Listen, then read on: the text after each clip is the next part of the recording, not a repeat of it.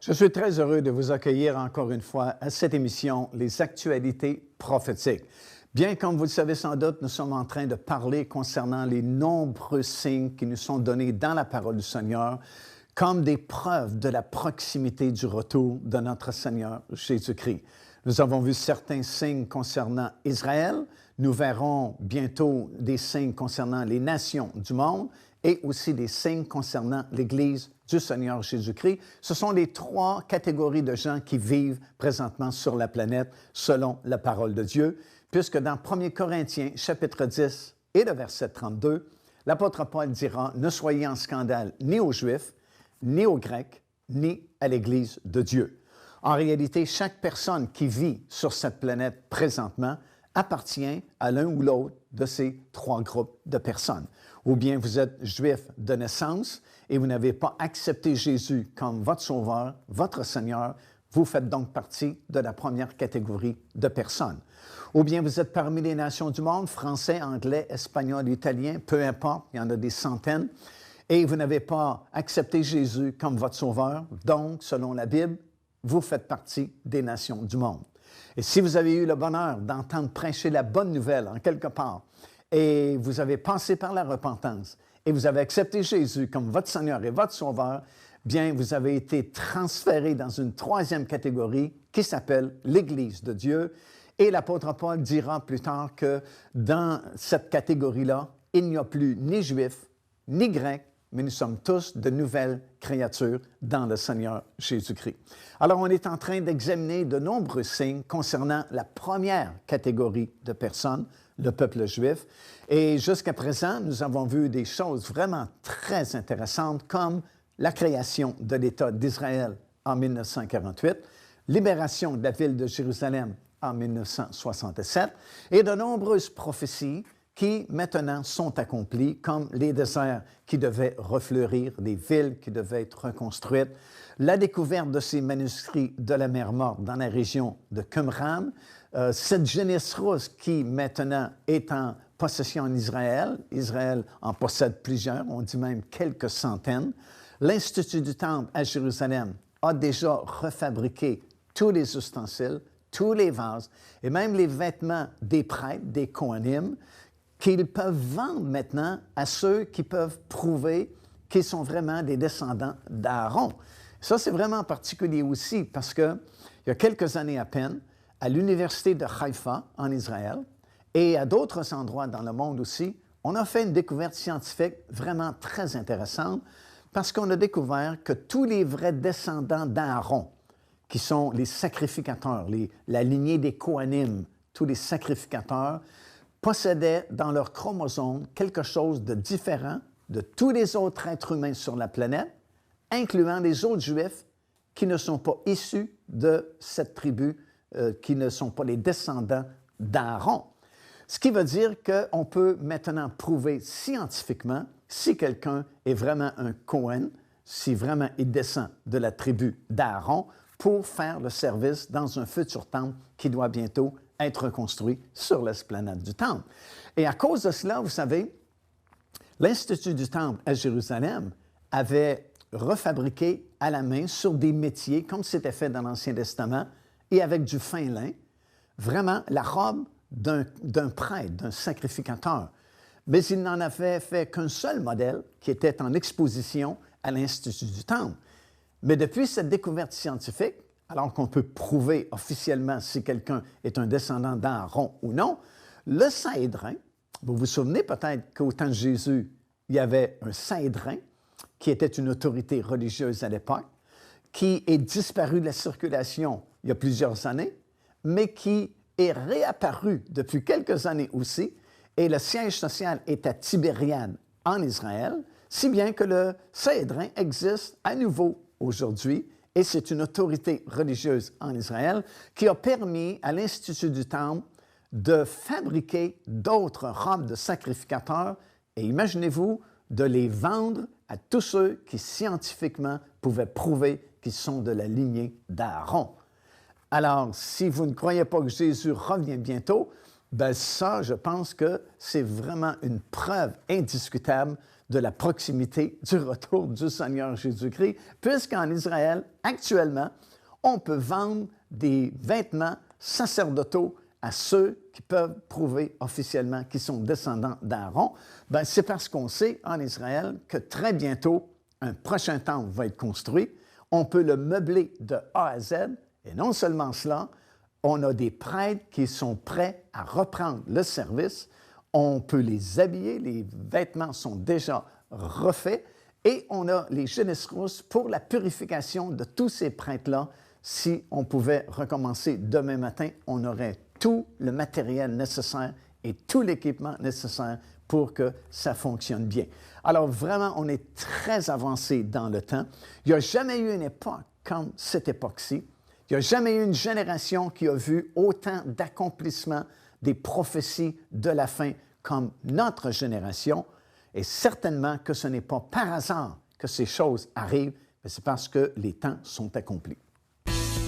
Procurez-vous cet enseignement disponible dès maintenant sur notre site web au www.paindevie.org. En visitant notre boutique web, vous pourrez commander ou même télécharger les enseignements. Vous trouverez aussi plusieurs autres produits contenant des centaines de sujets pour votre édification. Alors, nous réalisons une fois de plus que pas mal tous les signes sont accomplis dans cette première catégorie, Israël. Vraiment, nous sommes dans un temps vraiment très spécial où les prophéties de la Bible sont accomplies sous nos yeux. La situation actuelle en Israël, parce qu'écoutez, on a fait beaucoup de chemin depuis la création de l'État d'Israël en 1948. Comme on a déjà expliqué, la vieille ville de Jérusalem est redevenue sous le contrôle juif. Les déserts sont refleuris, les villes reconstruites, les manuscrits des prophètes de l'Ancien Testament ont été redécouverts à Qumran. Et l'Institut du Temple qui a refabriqué tous les vases, des ustensiles et même les vêtements des prêtres qu'on peut vendre maintenant à ceux qui peuvent prouver qu'ils sont vraiment de la lignée d'Aaron. Et on peut le faire scientifiquement aujourd'hui. Alors, on ne peut se tromper parce que c'est vraiment scientifique. Et les années ont passé et nous sommes rendus dans un moment où il y a vraiment une grande tension en Israël parce que certaines prophéties qui ne sont pas encore accomplies, mais qui sont sur le point d'arriver, vraiment créent une grande tension dans le pays d'Israël. Et ce que je veux dire par là, c'est qu'il y a une prophétie en particulier qui se trouve dans le livre du prophète Ézéchiel, à compter du chapitre 38. Bien sûr, déjà, on avait parlé dans des émissions précédentes du chapitre 37 du même prophète Ézéchiel, qui avait annoncé le redressement d'Israël en 3 phases, vous vous souvenez? C'était représenté Israël comme des ossements très secs dans une grande vallée qui se sont rapprochés les uns des autres. La chair a cru sur ces squelettes. Et finalement, il y avait une 3e phase où l'Esprit de Dieu entrait en eux et c'était une grande armée. Et la Bible dit que c'était la maison d'Israël. 2 de ces 3 phases sont déjà accomplies puisqu'il y a eu déjà un mouvement de rapprochement. Et la chair a cru en 1948, parce qu'Israël est physique, on peut le voir maintenant. Et cette 3e phase viendra bientôt, alors que le Seigneur Jésus-Christ va revenir et que son pied va se poser sur le sommet de la montagne des Oliviers, qui est en face de Jérusalem, parce qu'il y a un esprit de supplication qui va tomber sur Israël. Et Paul va dire dans Romains chapitre 11, « Tout Israël, alors, sera sauvé et seront visités par un puissant mouvement du Saint-Esprit. » Mais avant que cette 3e phase-là n'arrive, il y a beaucoup de douleurs, malheureusement, en réserve pour Israël. Et si vous visitez Israël ces jours-ci, vous allez ressentir la tension qui existe dans le pays. Pourquoi? Parce que Ézéchiel chapitre 38, le chapitre suivant de la grande prophétie du redressement d'Israël, nous explique qu'il y a une superpuissance qui est située au septentrion. Le septentrion veut dire l'extrémité du nord. Alors, les points cardinaux dans la Bible sont toujours nommés par rapport à Israël. Alors, si on parle du nord, on parle du nord d'Israël. Si on parle du sud, on parle du sud d'Israël, et ainsi de suite pour l'est et l'ouest. Alors, si on parle du septentrion d'Israël, l'extrémité du nord, bien, vous n'avez qu'à regarder sur une carte géographique, et si vous remontez jusqu'à l'extrémité nord au-dessus d'Israël, la seule grande puissance qui est là, c'est la Russie. Et il y a une prophétie dans votre Bible, dans Ézéchiel chapitre 38, qui vous explique que dans les derniers jours, il y a une coalition de nations qui vont s'enligner avec cette grande puissance du Septentrion pour faire une attaque surprise sur les montagnes d'Israël. Et je vais vous expliquer un peu plus tard que c'est tellement précis, la prédiction d'Ézéchiel dans le chapitre 38, qu'on connaît même le corridor que cette grande armée va emprunter pour faire une attaque surprise sur Israël. Ce sera par la vallée de Bassan, comme c'est écrit dans Ézéchiel, le chapitre 38.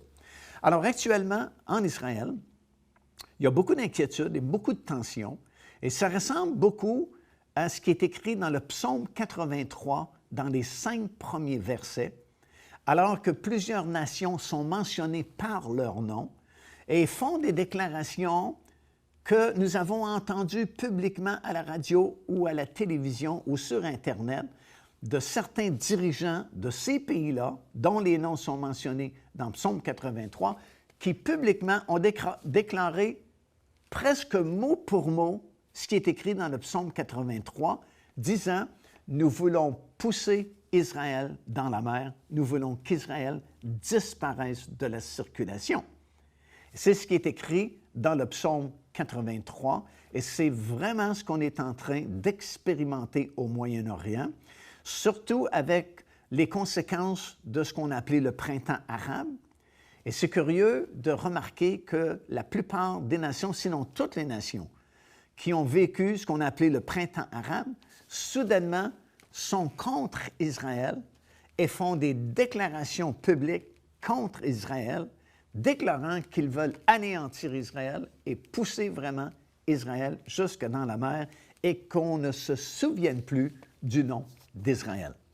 Alors, ce que nous voyons présentement, c'est préparatoire à cette attaque surprise qui se fera sur les montagnes d'Israël. Et en Israël, actuellement, il y a vraiment une prise de conscience, non seulement de cette tension-là, mais aussi il y a une prise de conscience qu'Israël vit des temps messianiques et qu'Israël est sur le point de recevoir son Messie. Et si vous écoutez les prédications des rabbins juifs qui n'ont pas accepté le Seigneur Jésus-Christ comme leur Seigneur et Sauveur de leur vie, mais qui prêchent quand même la parole de Dieu à partir de la loi de l'Ancien Testament, ben, ils vont décrire et vont dire qu'Israël, présentement, vit des temps messianiques et que le Messie est sur le point d'être manifesté en Israël. Et le genre de Messie qu'ils attendent, le Messie qui est prêché actuellement par ces rabbins en Israël, c'est un homme de guerre, c'est un guerrier qui va faire surface soudainement et va permettre à Israël de triompher de tous ses ennemis et va permettre à Israël d'être en suprématie sur toutes les nations du monde. Bien, ils vont être vraiment déçus parce que dans peu de temps, il y a un homme qui est prédit dans la parole du Seigneur comme devant faire surface en Israël et ce sera un faux Messie qui va se présenter à ce moment-là. Joignez-vous à nous afin de célébrer le Seigneur et entendre le message de la parole de Dieu par l'évangéliste Mario Massicotte. Venez recevoir ce que Dieu a préparé pour vous. Visitez notre site web www.paindevie.org afin de connaître notre itinéraire. Nous serions très heureux de vous rencontrer et de vivre des moments forts avec le Seigneur.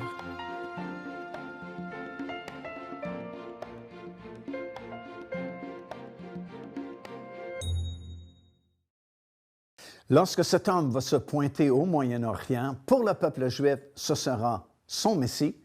Pour le monde arabe, ce sera leur Mahdi qu'ils attendent. Pour le monde en général, cet homme sera un génie politique parce qu'il va réussir ce qu'aucun président américain n'a réussi jusqu'à présent, c'est-à-dire faire signer un traité de paix et de sécurité pour une période de 7 ans, tel que décrit dans Daniel chapitre 9 et le verset 27.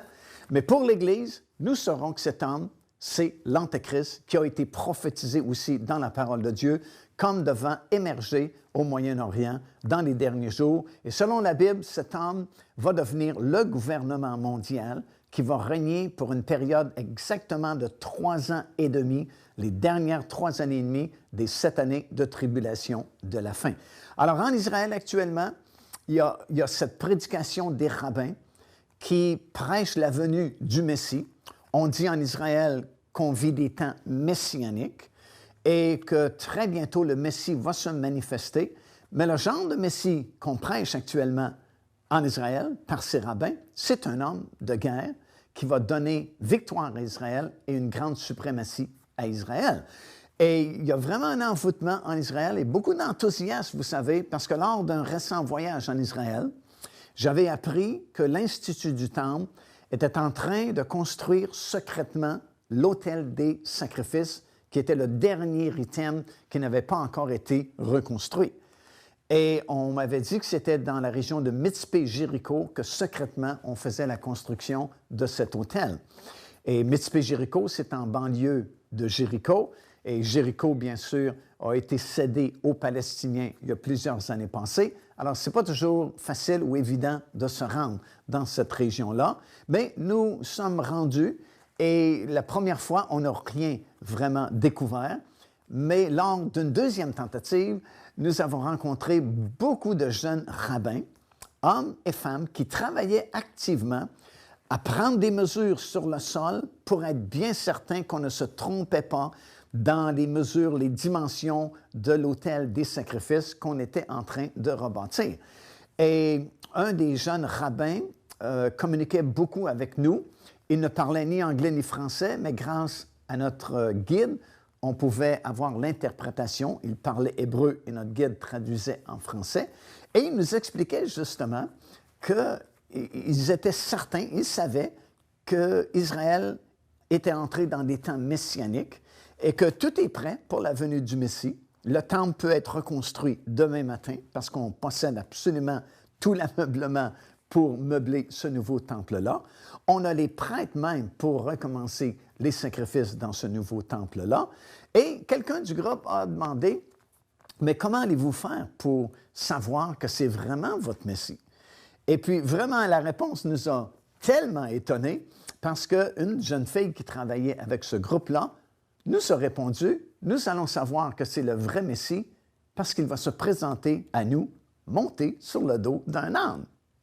On lui a dit, il est venu il y a 2000 ans, monté sur le dos d'un âne, et vous l'avez rejeté.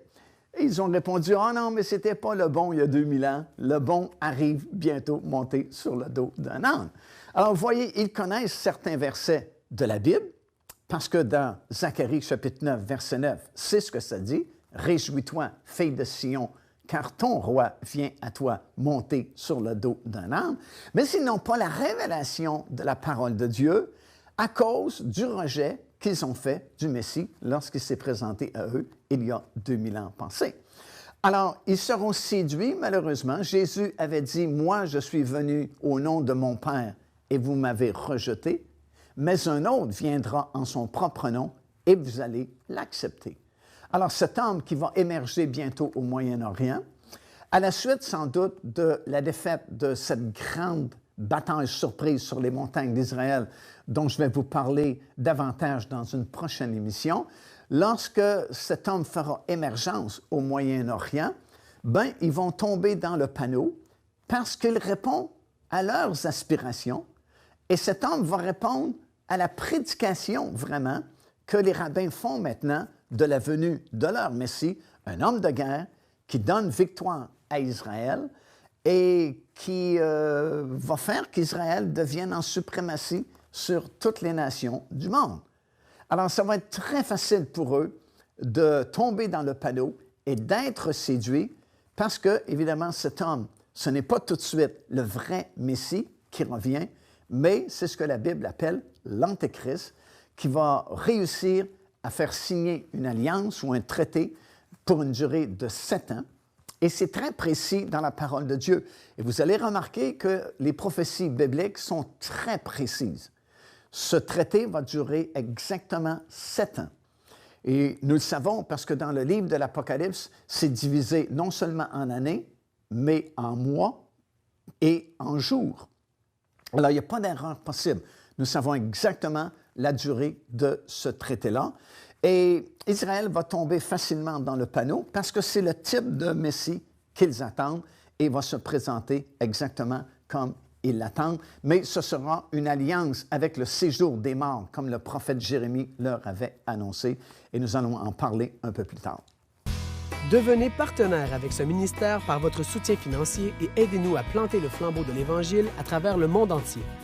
Vous recevrez un enseignement audio à tous les mois de la part de l'évangéliste Mario Massicotte, ainsi que notre bulletin de nouvelles prophétiques incluant des enseignements bibliques, des nouvelles du ministère et des commentaires sur les actualités prophétiques, telles que vues pendant cette émission. Débutez dès aujourd'hui en visitant notre site web www.paindevie.org ou par courriel à info@paindevie.org ou en nous écrivant à Pain de Vie, casier postal 426 800 Square Victoria, Montréal, Québec, H4Z 1J7.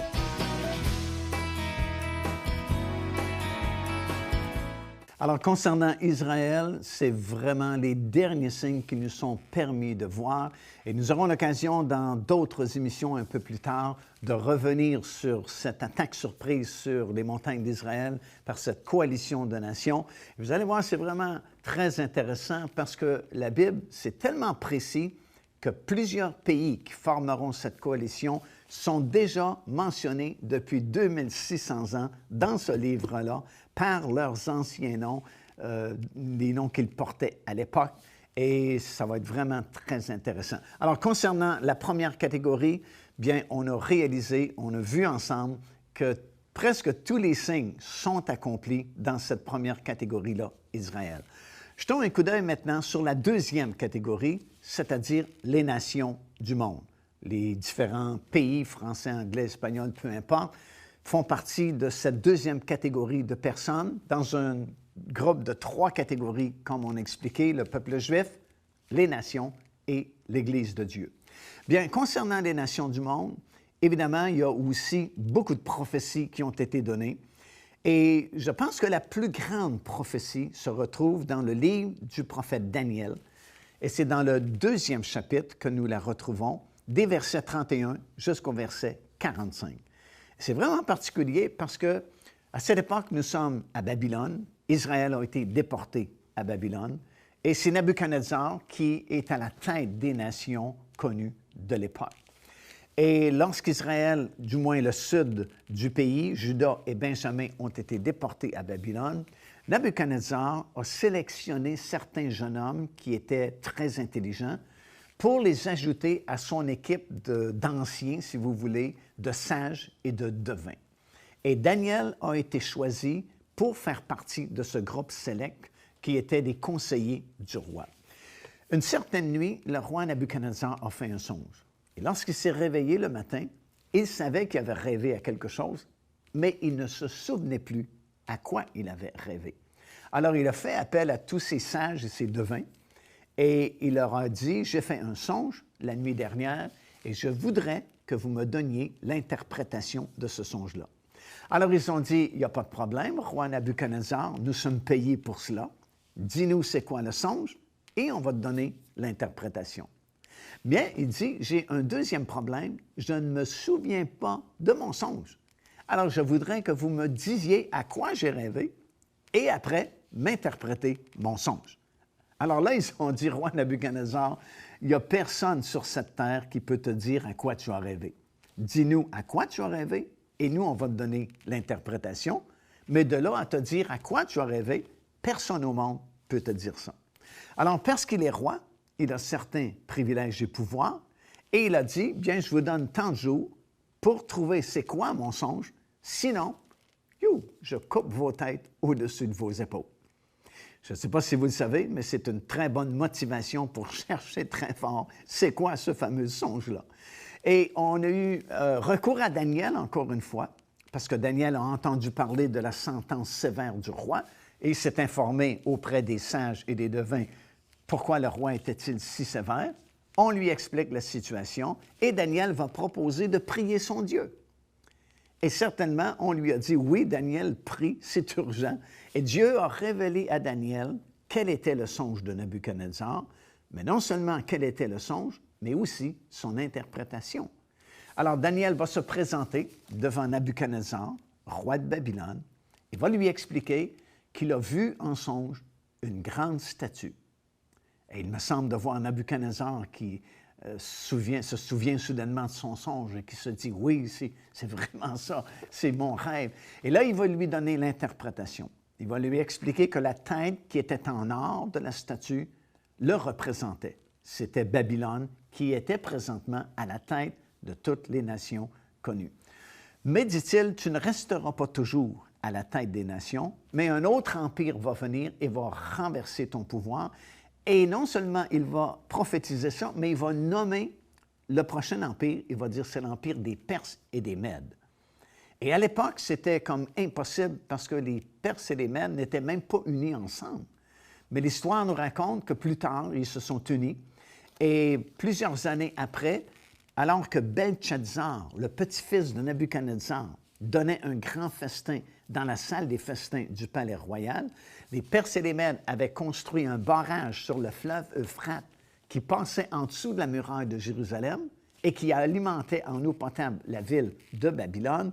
Et c'est ainsi qu'ils ont renversé le gouvernement babylonien et ils ont pris contrôle de ce pouvoir mondial. Mais Daniel continue et dit, ce n'est pas tout, il y a un troisième empire qui va venir bientôt, celui de la Grèce, et il va le nommer par son ancien nom, il dit le roi de Javan, et Javan, c'est l'ancien nom de la Grèce, va venir, et vraiment, nous le savons, parce que l'histoire nous le raconte, l'empire de la Grèce a remplacé la Perse, et finalement, le quatrième empire, c'est celui de Rome, celui qui existait quand Jésus est venu au monde, il y a 2000 ans passés, à Bethléem, en Israël. C'était l'Empire romain qui était en force à ce moment-là. Et ce que Daniel a prédit, bien, nous allons le voir dans notre prochaine émission. C'est à ne pas manquer. Car Dieu a tant aimé le monde qu'il a donné son Fils unique, afin que quiconque croit en lui ne périsse point, mais qu'il ait la vie éternelle. Téléchargez gratuitement l'enseignement « Le salut, c'est quoi ?» en visitant notre site web www.paindevie.org et recevez la grâce merveilleuse que Dieu vous offre. Comme nous l'avons vu au cours de cette émission, les prophéties de la Bible, encore une fois, c'est vraiment réel, c'est vraiment la vérité. Et par cette grande prophétie qui avait été donnée à Daniel dans le chapitre 2, des versets 31 jusqu'à 45, concernant les différents empires mondiaux qui vont se succéder à partir de Babylone, vraiment jusqu'à l'établissement du royaume de Dieu sur la terre, bien, comme nous avons vu aujourd'hui au cours de cette émission, après Babylone, c'est vraiment les Persiens qui sont venus, ensuite la Grèce, ensuite Rome. Rome a été divisé, représenté par les deux jambes de la statue. Et dans les derniers jours, là où nous sommes, Daniel a vu la restauration de cet ancien empire romain, mais sous la forme des 10 doigts de pied de la statue, nous expliquant dans son livre que 10 nations puissantes à la fin vont faire des alliances humaines entre eux pour former un dernier gouvernement mondial. Nous sommes exactement à cette époque-là où nous assistons à la formation de ce dernier empire mondial. Et c'est pourquoi c'est urgent de faire la paix avec Dieu, de se ranger du côté de Dieu. Et si ce n'est déjà fait, que vous puissiez accepter le Seigneur Jésus-Christ aujourd'hui comme votre Seigneur et votre Sauveur et que vous receviez ainsi la vie éternelle, une vie qui ne se terminera jamais et dans ce gouvernement, ce royaume de Dieu qui très bientôt sera établi sur toute la surface de la terre.